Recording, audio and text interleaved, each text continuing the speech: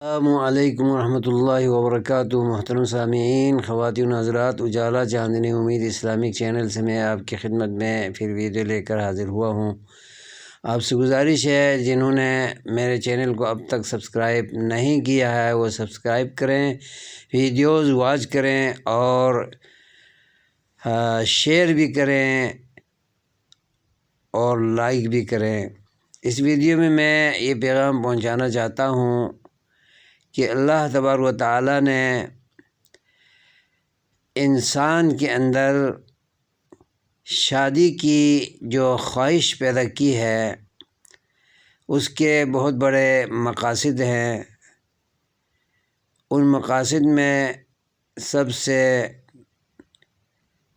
اہم مقصد یہ ہے کہ انسان کو اس کی فطرت کے مطابق اسے ذہنی، دماغی، جسمانی، مادی اور روحانی تسکین پہنچائی جائے، اور اس کے ساتھ ساتھ بندگان اللہ کی افزائش ہو، پیدائش ہو، بندوں کو دنیا میں آباد کیا جائے اس جوڑے کے ذریعے۔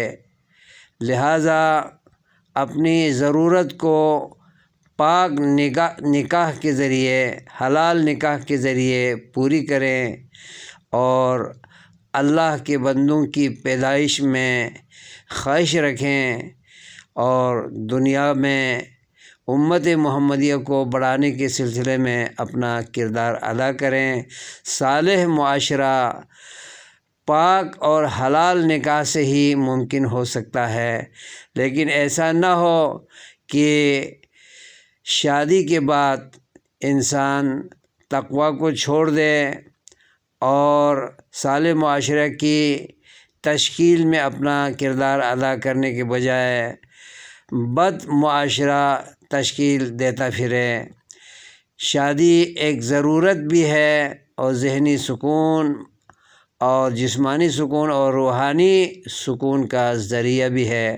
لہٰذا خواتین کو چاہیے، مردوں کو چاہیے کہ اس رشتے کی لاج رکھیں اور اسے زوال پذیر نہ ہونے دیں اور اس کو دائمی حیثیت دے کر اپنا سکون اور اپنی راحت کا منظر پیش کریں۔